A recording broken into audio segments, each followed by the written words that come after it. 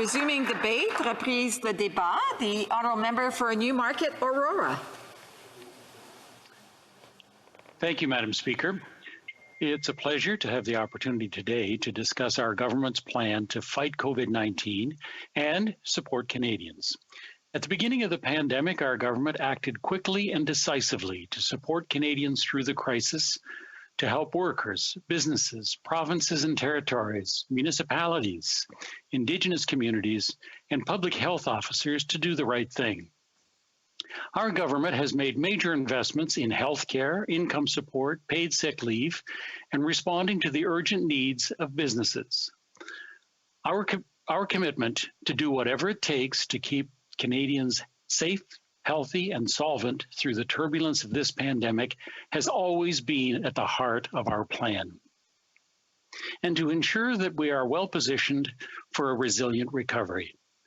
Madam Speaker, when the virus is under control and our economy is ready to absorb it, our government will deploy a stimulus package of up to between $70 billion and $100 billion over the next 3 fiscal years, roughly valuated at between 3 to 4% of GDP. The growth plan will help us jumpstart our recovery towards an economy that is greener, more innovative, more inclusive, and more competitive. We'll make smart, time-limited investments that act fast and also making long-term contribution to our shared prosperity, our competitiveness, and our green transformation. And we will spend this winter working with Canadians to plan and prepare these investments when the virus is under control. Canadians know that inequality makes our economy less resilient, so it is key for us to ensure that young people have the opportunity to acquire skills and work experience, that all Canadians have the means to find housing, that women can fully participate in our economy, that racialized Canadians and Indigenous people who missed opportunities are given a chance, and that all communities have the 21st century infrastructure that people need. This is a plan that includes investments in good jobs for Canadians and helps deliver on our commitment to create millions of jobs and bring jobs back to the pre-pandemic levels. And the investments proposed in the fall economic statement will help us achieve these goals, lay the foundation for a fair and lasting recovery, and create good jobs for all Canadians. Madam Speaker, when it comes to jobs, there are many Canadians who have already faced barriers to pre-pandemic employment, and they are now at risk of falling either further behind. This could have a long-term impact on their ability to build a career and create financial security for themselves and their families. That is why our government proposes to invest an additional $274 million over 2 years to further bolster training programs for those hardest hit by the pandemic, including marginalized and racialized women, Indigenous peoples, persons with disabilities, and recent newcomers to Canada. This funding will support the Indigenous Skills and Employment Training Program, the Foreign Credential Recognition Program, the Opportunities Fund for Persons with Disabilities, and the Women's Employment Readiness Canada Pilot Project. Madam Speaker, let me reassure members of the House that our government is committed to ensuring that our job plan addresses the unique characteristics of this crisis and the disproportionate impact that COVID-19 has had on women. Job losses have affected people across Canada. They seem to have a reassuring rebound of 80% of the jobs lost at the beginning of the pandemic.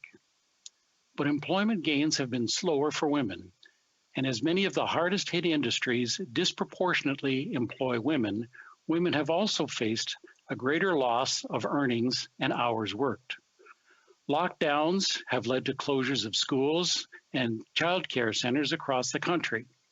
And for families with young children, it is more often than not that mothers took on the unpaid burden of care for children, many of them reducing their hours or leaving their jobs entirely. In September, our government announced in the speech from the throne that we will create an action plan for women in the economy to help more women get back into the workforce and ensure a feminist intersectional response to this pandemic and recovery. With this fall's economic statement, we are announcing the creation of a task force of diverse experts to help the government develop this plan. We are bringing the task force together in the coming weeks to begin the work of advising the Deputy Prime Minister and Finance Minister on policies and measures to be included in the government's stimulus plan to support women's employment throughout the recovery period. Madam Speaker, what is good for everyone must also be good for young people. The economic impact of COVID-19 on young Canadians is disproportionate. It's important that the government ensure that this pandemic does not derail their future. Young people need to be able to transform their hard-earned knowledge and skills into secure, well-paying jobs. It is essential to their success and to Canada's future prosperity. That is why we are proposing to build on the employment, skills development, and education supports available to young people and students over the summer. These measures include doubling student grants and funding for new employment opportunities with additional measures that will ease the financial burden on students and provide young people with more opportunities to gain work experience. More specifically, we are proposing to allocate more than $44 million to the Canadian Summer Jobs Program to increase the number of internships available. Invest more than $575 million over the next 2 years in youth employment and skills strategy in order to be able to offer internships for younger people. To eliminate the interest on the repayment of the federal portion of Canada's student loans in the Canada Apprenticeship Loan Program for 2021 and 2022, and that will apply to up to 1.4 million Canadians looking for work or in early stages of their careers. The final issue I would like to touch on today is the work that we are undertaking to build a more inclusive and diverse Canada. Systemic racism and discrimination is a painful lived reality for Black and racialized Canadians and Indigenous peoples. Data shows that racialized Canadians have experienced many of the worst health and economic impacts of the pandemic. And global events during the pandemic have also shone a spotlight on the realities of racism, particularly anti-Black racism, and that it still persists, including here in Canada. Our government has reiterated our commitment to fight racism in all its forms through clear and meaningful proposed investments in our fall economic statement. These are in a number of key areas: economic opportunity, representation at the highest levels of and throughout the public service, diversity in corporate Canada, modernizing of the equity legislation to be truly inclusive, community empowerment, and action to address systemic racism in the justice system. These measures reflect the advocacy and the hard work of community leaders across Canada, and we will ensure that senior government officials work directly with them to make sure that these programs are delivered as intended. Building on the previous investments, these are early steps in the work to be done to make sure that federal policies appropriately serve the historically underserved and in a manner that all Canadians deserve. Madam Speaker, there's no doubt that the directions we make now will decide the future of our country. As you can see from the measures that I've highlighted today, the government's stimulus package will make smart investments and create genuine, sustained value for many years and generations to come. Measures that have a real impact on jobs in the short term and strengthen Canada's competitiveness in the long term. Measures that support people and communities hardest hit by this unparalleled economic crisis, and that provide economic benefits of a more inclusive workforce. Bill C-14 is the first step in implementing these important measures, and I hope that all members of the House will support it. We must take advantage of the full potential of Canada and Canadians and what Canadians have to offer to create a stronger, more resilient Canada. Together and now is how we build the foundation for a better, fairer, and more inclusive Canada for all.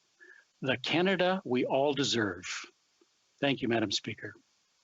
Questions and comments? The honourable member for Renfrew, Nipissing, Pembroke. Madam Speaker, I don't like to disillusion the novice MP, but his Liberal government did not act decisively. They knew about the virus, and in December, they didn't do anything about it till St. Patrick's Day. They told us it was not contagious, and they told us it was contagious. They told us not to wear masks, and now it's the law to wear masks. Millions of people are without jobs, and they want to play gender politics. Let's get the vaccines the people want so desperately so they can get back to work and out from under Draco's code.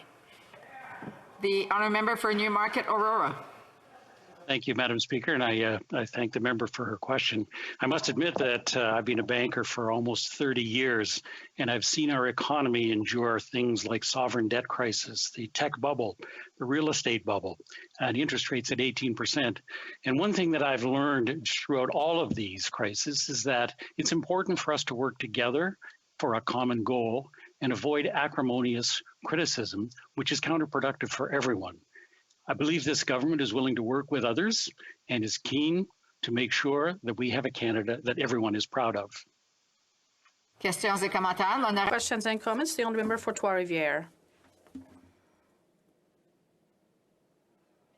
Thank you very much, Madam Speaker. I'd like to thank the member from Newmarket, Aurora, for his speech. I'd like to hear what he has to say about a group that may have been forgotten in all the measures that the government has put forward in C-14, namely farmers. Were farmers forgotten in all of this range of measures that the government wants to implement? Thank you. Honourable member for Newmarket, Aurora. Thank you, Madam Speaker. And having grown up on a farm, 50-acre farm, I might say, I understand the specific challenges that many farmers are facing, based largely on the capital investment required, and in many cases, struggling with the return on equity. I believe our government has undertaken a number of programs that support farmers, and that commitment continues and will sustain the farm community as a result of this government being committed to making sure that everybody shares in the recovery as soon as possible. Questions and comments? The honourable member for Hamilton Centre.